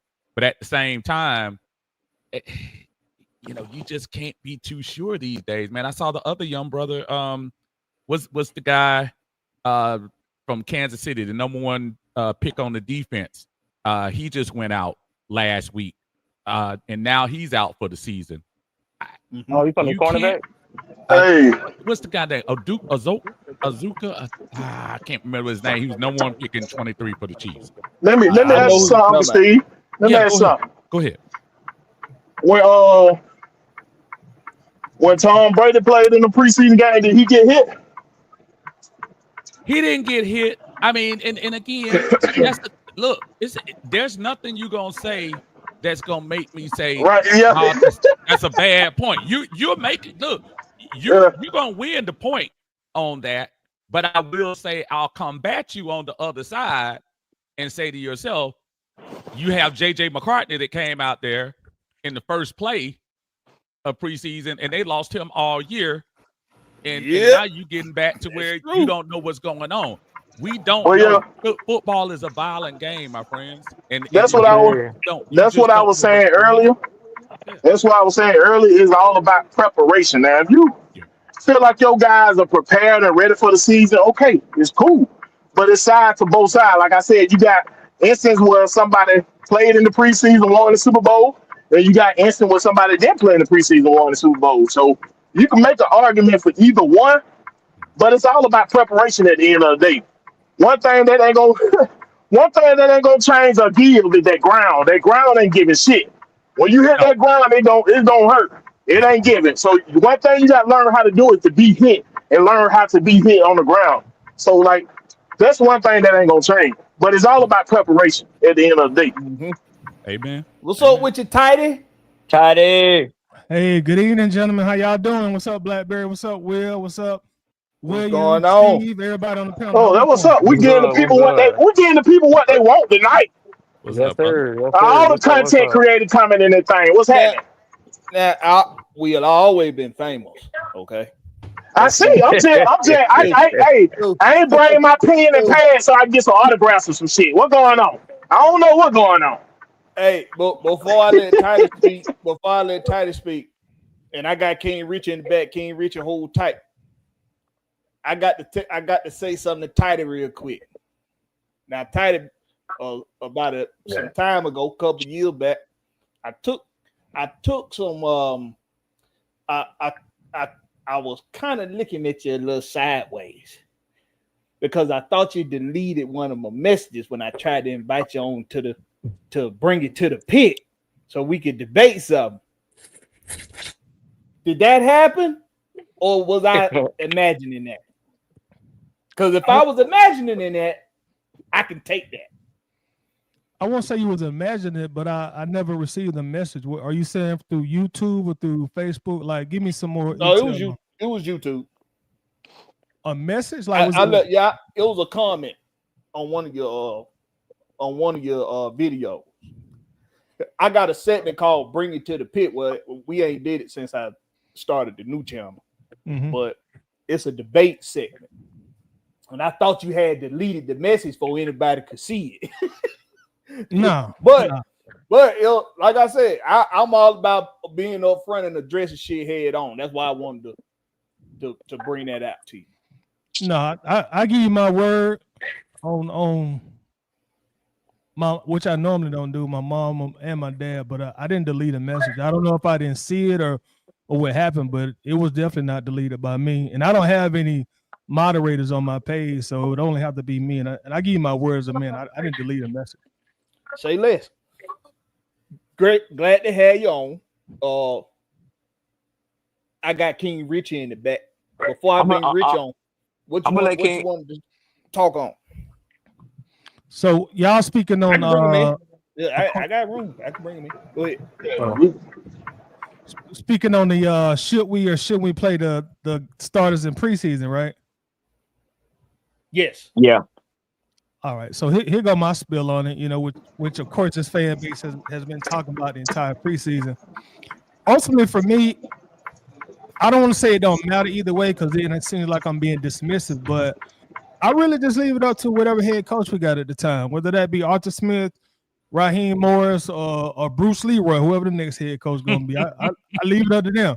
You know, the way I see it, they see the guys every day. You know, we don't have that privilege to go to camp and to be in meetings and see the guys every day and see how they are prepared or maybe how they're not prepared. So I leave it up to the head coach. You know, that's who the powers that be for the team that we root for decided to hire. So I leave it up to them, and until I'm no longer behind that particular coach, and I'm still behind Raheem Morris. You know, I've been watching the show, and just like y'all been saying, you know, you can find evidence either way to support whatever side of the coin that you feel, you know, in this particular situation. But I will add, I think the joint practices are gradually becoming what we're going to know as the preseason for starters. Right. I don't have to tell any of y'all that was a very intense, you know, scrimmage that we had against Tennessee Titans last week.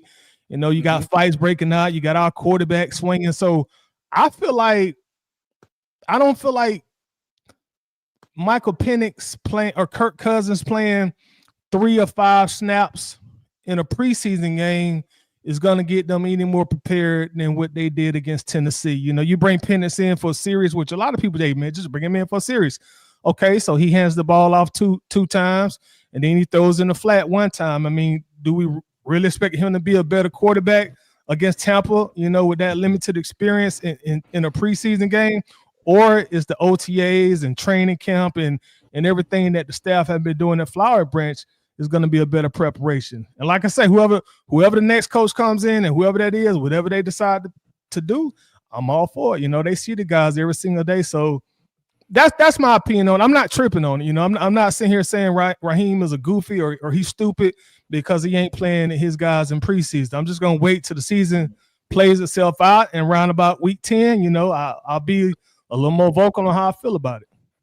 I think that's what I ain't gonna say most, but I think that's what a lot of people do land on it. Well, it's like they not really sweating if they play or if they don't play.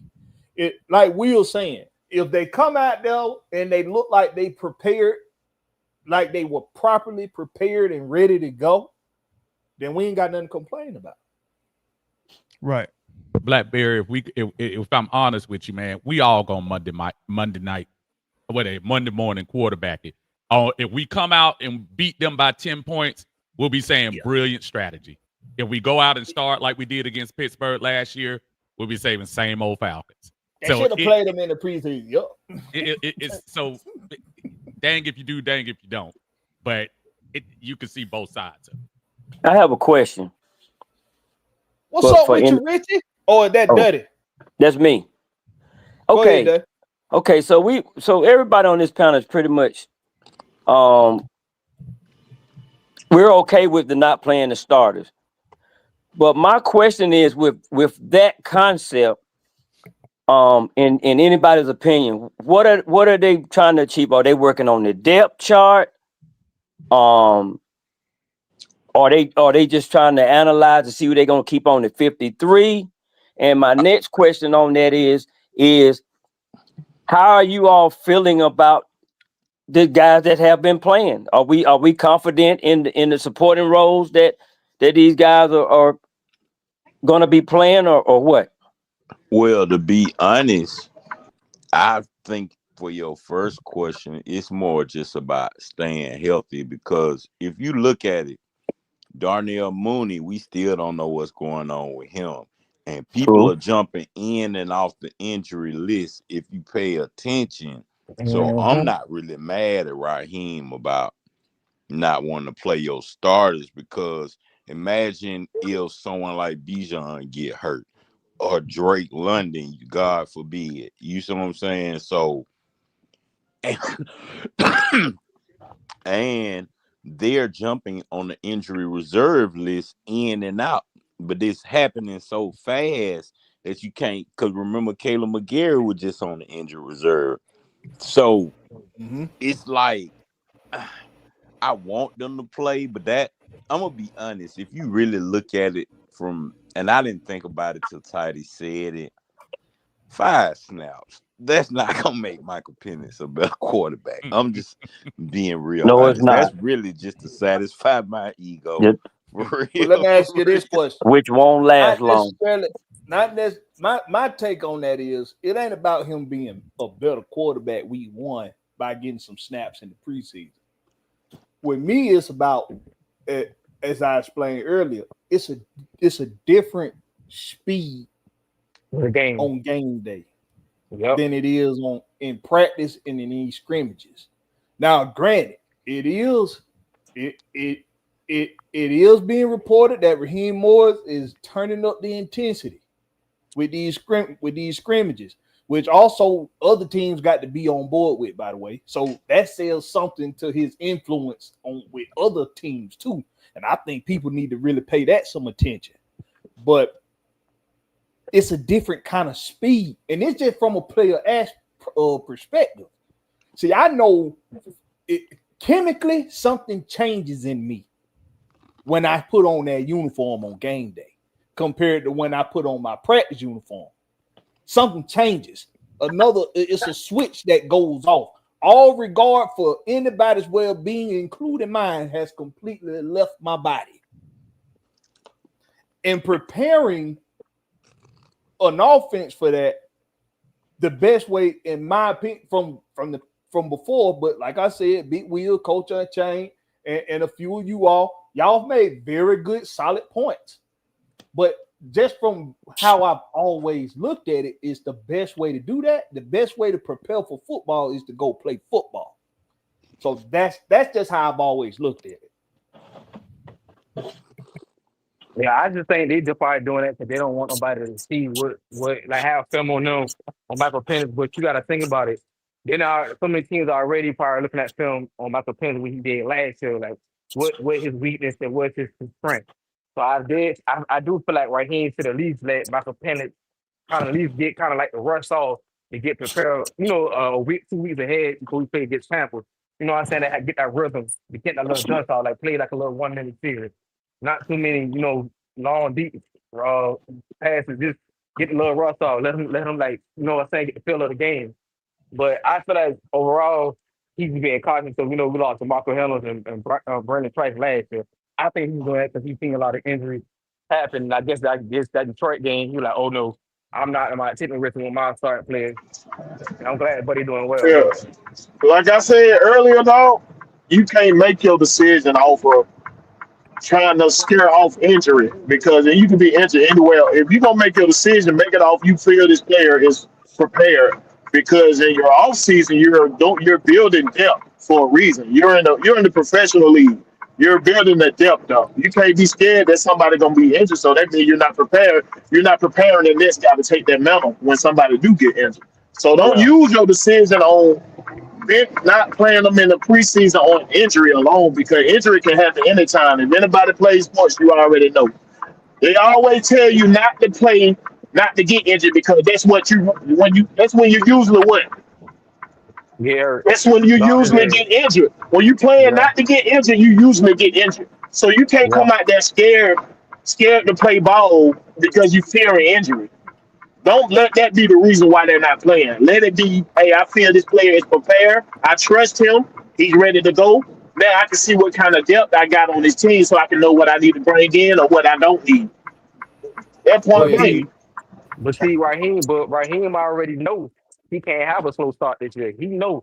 But my thing is, I agree with y'all. I feel like he still should at least play them boys some snaps to get that rust off, because we can't be playing half stuff against no rival game against Tampa. I'm going to tell you that right now. They already said Tampa the favorite. I ain't buying that crap this year. I just feel like we need to go ahead and just send a message to the rest of the NFC that we here to play. We ain't playing no game. And that's my last thing I say, man. With that safety spot, I'm standing on business on that. I think DeMarco Henderson deserves some snaps. I don't care he playing big nickel or strong safety. The man deserves some snaps. All right. Go ahead, on. William Avery trying to be DeMarco Hellman's agent over there. Hey, He love that guy, boy. You gonna get him paid. I'm He gonna like counter. I'm Devontae. gonna counter what you said, Will. You're absolutely right. You can't play football scared, especially in a contact sport. But there could be another reason that I think things are changing. Tidy mentioned something earlier about the scrimmages that they're having with other teams. Remember, y'all, in about a couple of more years when this collective bargaining agreement come out, we're gonna go to 18 games. So you're gonna have to figure out different ways to get guys work, knowing that more games are gonna count. We're gonna have 9 and 9 seasons, 8 and 10 seasons, and these guys can't afford to. I know it sounds weird when we're saying don't play the starters and everything, but guess what? The starters are only gonna have 2 preseason games in a couple of years, and we got to have them ready now. So that could also be a reason why you don't unwrap your presents a couple of days before Christmas.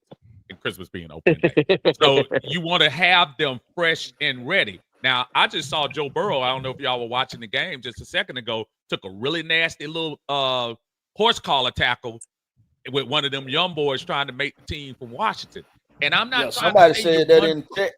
Right. They folded him up now. I'm not trying to say you run from injury, Will. You got a good point. You don't run from that. But I am trying to say you better save your best for when this thing kick off. And I'm telling you, folks, we got that. This is a division game. And Tampa, did y'all think Tampa ain't reading the highlights? Falcons to beat them 3 out of 4 the last 2 years. They're going to be ready. So I think you look at it from that aspect as well. But y'all made some good points on that. Yeah. I just feel like we got to come with a fast start. And our defense, man, looking tremendous, looking way better than we was last season. I'm pleased with Jeff Obers. He got this defense team more fast and more quick, using 4 rushers. Very pleased. All right, we're gonna go around the horn, man. Everybody, get your last take. Let everybody know where they can find you at all that good stuff. We'll start down there at the bottom with King Richie. What's up? Tell them where to go find their music, King Rich. King Rich be snapping, boy. Man, you can find the music at King Richie. You put it in YouTube, song called Pop Out. And man, I still can't find this man page. You gonna have to drop that link down there so I can go to it right now. Right. And at Dirty Falcon Podcast. Yeah, I typed that in. It ain't pulling up. It ain't pulling you up. I was looking for it. Same here, King. Same here. You got to get that link in right quick and see if you can put it in the chat. Yeah. So see if you can put it in the private chat. Now I'll copy and paste, put it in the chat. All right, I'll do that. But I'm gonna be honest, just my last little take, man. I'm really excited, honestly. I'm trying to mellow my excitement, but after watching let that these shit games, out, man. Express yourself, man. Man, after watching these games, I wasn't really watching for the offense. I'm just being honest. That's not why I watch the game literally at all. I don't care what. I like Easton Stick. Let me say that first. I just don't care nothing about the offense because that hasn't been our problem for the last 5-6 years with the offense. That's true, except for the quarterback. Yeah, except for the quarterback. We always had the players. We just needed the quarterback. But that defense ain't coming to play. I'm going to just be real with you. That defense is not coming to play. Whatever Jeff Ulbrich gave them, they are fully bought in. I mean, regardless of the little bitty errors here and there, you couldn't really find too many errors, too many missed assignments for real. Because like Jeff Ulbrich said, he making his defense simple. He don't want you doing all that thinking. He wants you to play. And I see it. Like, I want to see what the starters going to do at this point. Because them young boys was out there flying around. That, in my mind, that lets me know that if they can pick up on this defense, and most of them know they're not going to make the team, but if they can pick up on that defense that fast, our starters should really hit the ground running if we like what Big Will said. If we truthfully prepare, because true indeed in college they don't do preseason. Penix one line when he said that they play that one spring game and they get the running, hit the ground running. So that may be something that works for him even better. Preseason may do the opposite for him. You know, I don't know, but man, that defense, man, I That think defense we're gonna be coming. pleasantly surprised. That's just my final take. I think James Pierce, I don't even need to say no more. Black Air Force energy. You know what I'm saying? Other than that, I mean, it's really nothing to say. I'm ready for the see. I want to see this defense in live action. I know in my mind, I know the offense gonna do their thing. Yeah, we might see some screens and jet sweeps that we don't want to see, but for the No jet most sweep. part, Just don't but want to see it a lot. We know we're gonna see it. Now yeah, we need to see halfback sauces in the inside zone. I don't want to see no jet sweep. I'm sorry, but go ahead, Ken Richie. nah. But as far as the defense, Ulbrich, and this is my last point right here. I don't remember who said it. It may have been Raheem said it or somewhere I read it. Well, one of the days in training camp, the first snap of day 11 on or 7-on-7s or 11-on-11s was a blitz, and they not even supposed to be blitzing right now. That's what started one of the fights. So that let me know that Jeff Ulbrich got some up his sleeve. I think it will be some cover 3 like Raheem, but I don't really think it'll be some cover 3 looks. But man, I think we just finna attack, man. It's just nothing you can even say. I thought you see that defense. Defense definitely wasn't the problem in preseason. You can It still ain't. It's cover only so three. much they can do. But that's You all can I still want to cover say. 3 and send them dogs after them now. You got Billy Bowman. You got that. That's a dog. You got DeMarco Halem. That's a dog. I send them dogs in a cover 3 every time when I'm trying to get somebody fucked up. I sure will. What's up with your 3, Daddy? Hey, man. I'm a little different on this. My preparation, and expectation a little different. As I get ready for the season, I got to start planning my trips and all of that good stuff because I travel to the games. But I got to shoot a jab right quick. Uncle Steve, got a question for you. Uh-oh. No, it ain't. You know how I do. You live in Atlanta and you go to the games and you buy your tickets. Do you ever go down to the dome and pay for your tickets in cash? I'm just, No.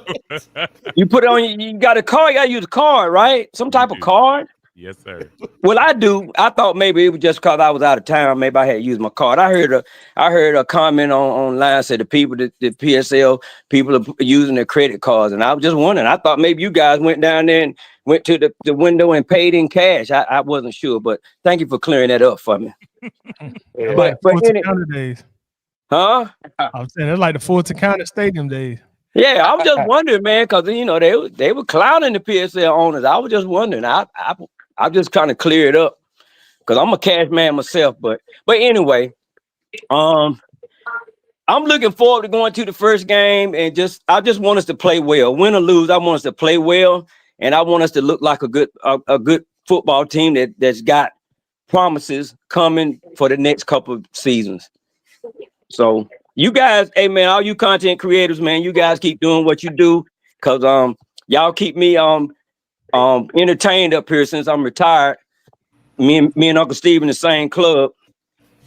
Yes, sir. I love it. I'm counting down them days, boy, for sure. Hey, bro, it's a wonderful life, bro. Retirement is a wonderful life. Sir, thank you, man. And okay, that's it for me. Thank you, guys. So shout out 3 Dirty. Yes, sir. Go ahead, Uncle Steve. Hey man, appreciate you, BlackBerry. I've been watching, brother, and I see what you're doing. I see you and Will when he's being safe and not driving and talking. You guys doing your thing. We appreciate what you guys are bringing to the program. I heard you loud and clear.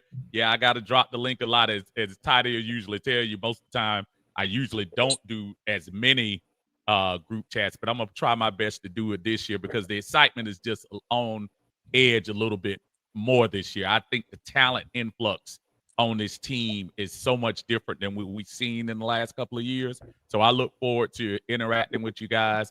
Anybody who's out here who haven't gone to the channel, is Uncle Steve's Lounge. Please check it out if y'all want some football talk, fun. You're gonna laugh. You're gonna have some jokes. We're gonna do some things, but we're gonna talk about these Falcons, man, and keep it real. I appreciate you all inviting me on your stream tonight, man. Thank you so much. I appreciate you. Ain't no thing but a G thing, baby. All right, Tidy. Hey man, I appreciate you having me on, Blackberry Will. Thank you very much for that. Shout out to both of you gentlemen. In terms of going into the season, I kind of think this team may need to mirror the 2008 Falcons just a little bit. Lean on that run game, lean on Bijan, lean on Tyler Algier, and don't put too much on Penix's shoulders just yet. You know, we all think and hope he's going to be our guy of the future, you know, which I think he does have the potential to do. But, you know, kind of give him his training wheels a little bit. You know, don't come out there and ask him to throw, you know, 35, 40 passing attempts in the first game. You know, lean on that. Yeah, lean on that rushing game. You know, we got one of the best run blocking offensive lines in the league. So kind of use the same strategy that Mike Smith employed with Matt Ryan and Michael Turner. And as y'all know, that led us to an 11-5 season and a playoff berth. So I want to kind of see the offense open up the season like that, you know, for the first few games. Like I say, just don't put too much on the young guy's shoulder just yet. And I think that'll lead us to some good points in the season also. As far as the defense goes, you know, hey, we all excited about the defense. I'm excited about the defense. We all are excited about James Pierce Jr. We're looking forward to Jalen Walker becoming what he's going to become. The guys in the back end of the defense, Billy Bowman, Xavier Watts. I'll just say this, you know, we may have to exert just a little bit of patience with these guys. You know, they are very, very young. Root, you know, he didn't get a whole bunch of playing time last year. Same thing with Brandon Dorlish. You know, of course, we got some good vets out there, AJ Terrell, Jesse Bates, you know, so show them a little bit of patience. You know, hey, it's a learning curve with everything. We all have started new jobs before, and, you know, we were not the same worker in year 3 or year 4 than we were, you know, those first 3 to 6 months when we started the job. But if we go out there and, you know, and do what we need to do, I think this team, you know, can finally get themselves back in the playoffs and become a viable threat. And for the seasons after that, you know, continue to build on that and get better. But again, I appreciate y'all bringing me up tonight, gentlemen. You can find me on social media and also here on YouTube at Atlanta Bird Game. Thank you. Appreciate you, man, for gracing us with your presence, Tidy. No problem, bro. Thanks for having me up. Always. Who that there next on the docket? Who is that? It's me as well. Hello. Oh, okay. Go ahead, Will. All I'm gonna say is, man, ready for the season. Must win against Buccaneers. I'm gonna say it again. Must win against Buccaneers. And all I'm gonna say is, please start the season with some urgency and from offense and defense, special teams, all 3 phases. And hopefully by September we can have my favorite DeMarco Handle starting strong safety. Respectfully, he deserves it. And I feel like if David Watts. Hey, Will, what you say? You want to see Mustang packages all goddamn first week, huh? You want Mustang packages? Nah. I'm just saying I want to see that physicality. We need that enforcer, and we need you want that NASCAR package out there every goddamn play. I mean, people think he can't cover, but DeMarco Handle can cover too. He can hit and he can cover. So, that's baby Cam Chancellor, Sean Taylor, and like I said before, you know, 11-16, and I feel like we should go to a 4-1 start. Take business at home, get that win against Minnesota because we owe them 1. And like I said, let's keep it rolling, keep them dogs rolling. 4-1 before bye week. Like I said, man, follow me on Facebook, William Amy, Instagram, Bill Will 21 _ and I'm out, man. 11-6, baby. Miami Rise turned up. up for it, boy. He Yes, turned sir. up for it. I like it. I'm out. All right, Big Will. Let's close them out, my boy. Oh yeah, man. All right. I was wrong. Jaden Daniel did play tonight. I might was drunk or something, but don't tell nobody. But I'm mad enough to say I was wrong. Well, goddamn, I don't know what I said. But You anyway, weren't wrong. You were We mistaken. covered that already.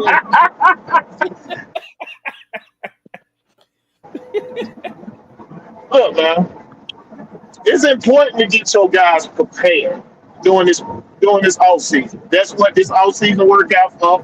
That's what preseason for. Get your team prepared. Get them all on the same page. So if you're with the group that want to play the starter, you know what I mean, and feel like they need to be played, fine. If you with the group that don't want to play, that's cool too.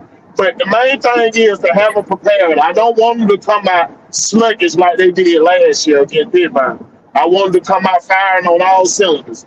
The most important thing to me is going to be that offensive coordinator, like I keep saying. How he handles MPJ is going to be very vital. If you're trying to sit out here and show off your new toy, like, you know what I'm saying? Like Criminal Morning, you want to show off your new toy and forget about all the toys you had in the goddamn toy box. We don't want none of that. We want you to have a well thought out plan, bring these guys out here ready to go. You feel what I'm saying? And just, we can't do nothing but be prepared and, you know what I'm saying, and believe that our coach gonna have us going in the right way. He reserved the right to make up for his mistake. He had a bad season last year. He reserved that right to correct his wrong, and he showed me he's been doing it all year. That's all I'm seeing him doing. Correct. He brought in coaching staff to amp up these players. He brought in. I mean, he's seen what he was lacking last year, and he improved on it. So I'm willing to give him that benefit of the doubt and see what he got planned for us this year. You know what I mean? So, with all that being said, y'all already know, man. I got him at 14-3 at the best, 11-6 at the worst. So I ain't scared to tell y'all. 14-3 at the best, 11-6 at the worst. But y'all can find me at Will the Georgia Reaper on everything. Make sure y'all go like, share, subscribe on my YouTube page if you ain't did so already. Give me whatever AFN got going on. If I got time, I'm down. And tell Uncle Steve and Big Low to drop that link for Will. AFN Will. Tell them drop it now. I want to come I'm going to use Self-invited. the bathroom real quick. I might use the Get, bathroom. you know what I'm saying? Get the people what they want. Oh, God damn it. Inviting the damn self as usual. Self-invited. As you know, as you see, it's still people that's on the other side of the fence. Listen, man, all I know is when it's time to lace up and strap up, everybody better be coming out the gates ready to play. That's all I know. I want to see tenacity. I want to see great preparation, all that good shit when it's time for it. Y'all make sure y'all go show Atlanta Falcon Nation some love, man. Lady Birds of AFN, they come on tomorrow night, so y'all make sure y'all tuning in to Maggie T and the Lady Birds of AFN. Yes, sir. Show them AFN Lady Birds some love, man. And we do the Rex Pit every Thursday. Hey, we get this following back up, rebuild the channel. We'll bring it to the pit, man. All it takes is to get the channel back up, but it's gonna take some effort from my loyal compadres and compadres. Hit that share button, share this on your Instagram, on your X, all that good shit. Let's get the word back out there. Let's get the channel built back up. Appreciate the panel. Appreciate Uncle Steve. Appreciate Tidy. Appreciate everybody that came through. Will, Amy, 3, Duddy, King, Richard, and always Big Will, man. Y'all hold it down. Catch me on the flip side. Home team. Peace. Peace.